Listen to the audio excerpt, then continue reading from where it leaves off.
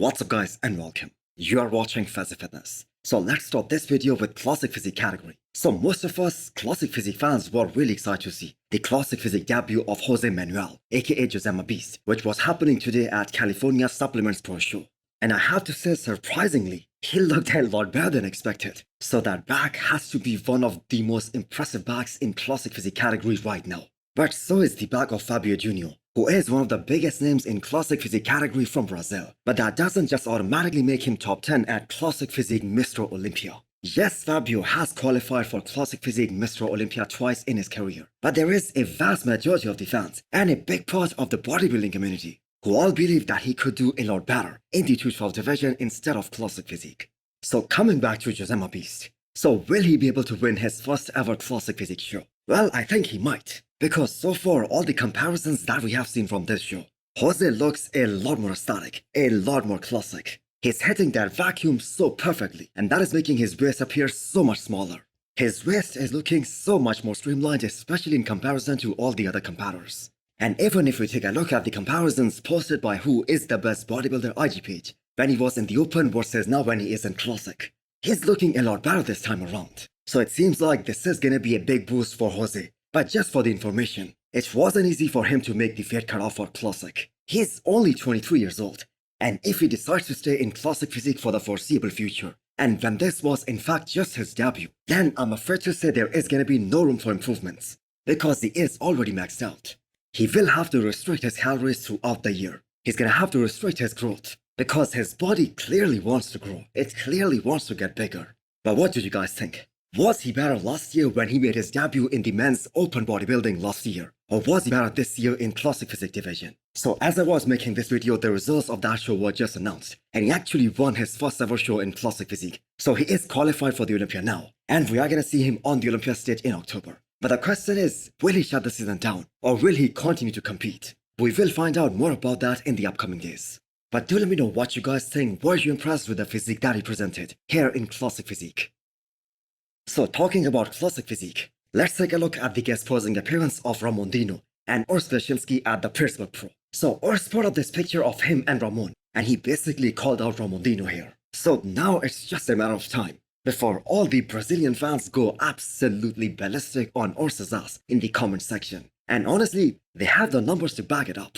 Statistics are on their side. So since both these guys made their Olympia debut, which was back in 2021, Ramon has been beating Urs in every show they competed in, at all the Arnolds, at all the Olympias, and this last Arnold Classic 2024, where Ramon Dino wasn't at his all-time best. I mean, the guy did just a 6 weeks prep, and still, he was able to beat Urs Kalecinski as well as Brian Ansley.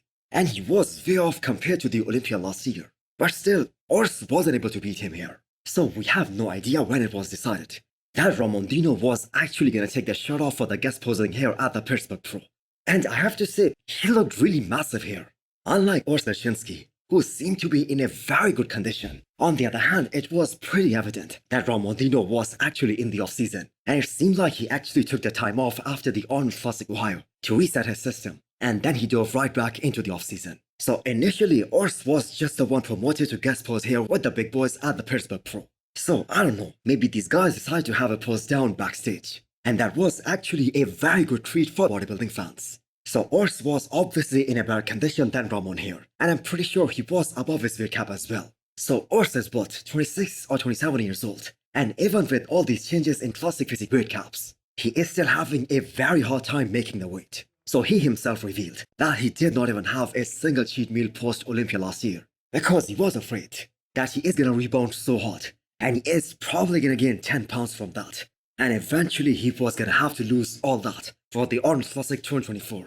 And that would have been a tedious prep. And even from health perspective, it is good to stay relatively lean, so he doesn't have to diet extremely hard to make the weight cut off. So less gear usage, less food. But here is the thing, it is gonna get harder and harder for him to keep making improvements every year when he is unable to put on any muscle, because he has a weight cap hanging over his head. So if Urs had genetically a gifted back, like Ramon Dino for instance, that could have been a different story. Because unlike the biceps or the triceps, that is half your body, and building up a major weak body part while being under a weight cap, that is next to impossible. So since we are talking about classic physique, I think Chris Bumstead also needs to do one of these Pittsburgh Pro guest posings before he retires. Because if that happens, that is gonna be a treat for all the bodybuilding fans. But that is a big if, because we do not even know whether he is gonna go for another title next year or not. So it was pretty much expected that Urs was also gonna call out Chris Bumstead here at the Pittsburgh Pro to take off his shirt and show what he has got to the crowd.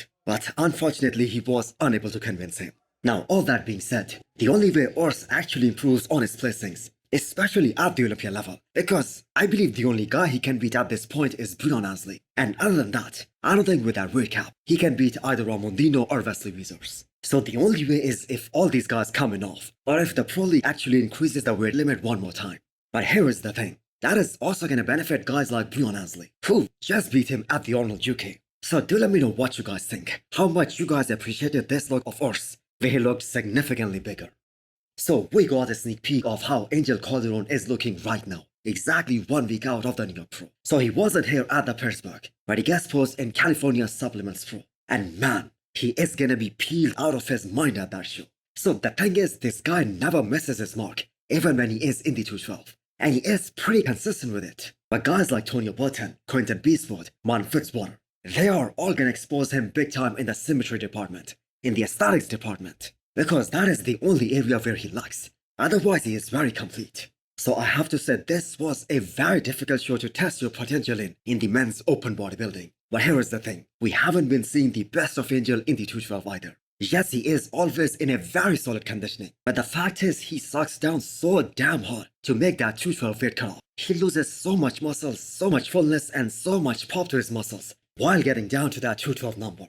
And that really affects his final look. So I am actually excited to see how he compares with some of the top guys in a week's time. He clearly has more density, more muscle maturity than a lot of these competitors, because he has that old man muscle maturity. But this is the era of Hadi Choopan and Derek Lunsford, where size, density, as well as shape is given a top priority. And that is why Hadi Choopan is one of the most fierce competitors out there. He has one of the most dense look to his physique in the world right now. And that makes him appear way bigger on the stage than he actually is. Plus, he has a great shape as well. He has a very nice flow, especially when he is in the pose. So where do you guys see Angel placing at this year's New York Pro? Can he crack top 4? So let me know what you guys think. VAD's physique update is next. So as per his previous announcement, he is just 2 weeks out of the show now. And that is gonna be his first show of the year. And the show is Korea Pro. And there is complete silence by a lot of these guys who are yet to qualify for the Olympia, who are actually in shape, but they are not signing up for this show. One of those guys is Tim Bodesham, who is gonna be competing next week at the New York Pro. And we all know he isn't gonna get his Olympia qualification there, but he hasn't announced what show he's gonna do next. So VAD has played it very smart. He actually did the same thing back in 2022. He picked their show more strategically. He won that show and got to the Olympia stage. While on the other hand, a guy like Tim Bodesham, he is still searching for his first pro win after 6 years, and he has yet to step on the Olympia stage. And really, I get it, why some of these guys are reluctant to compete overseas. The stress of travel, prepping your meals, the accommodations, and most importantly, the expenses. So that is a lot to take. But here is the thing, this is probably gonna be one of the easiest shows to win. You're not gonna find a show like this in the US, especially with so many guys who have yet to qualify for the Olympia. And there are some big names out there, like Nick Walker, Andrew Jack, Hunter Labrada, Michael Cruz, Tony Burton, William Barnack, Laros Tabani, and some of these guys are doing multiple shows. So if VAD is still committed to Korea Pro, he has a very good shot of winning it. So hit the thumbs up button if you liked the video, and smash the subscribe button if you wanna come back for more. Thanks for watching.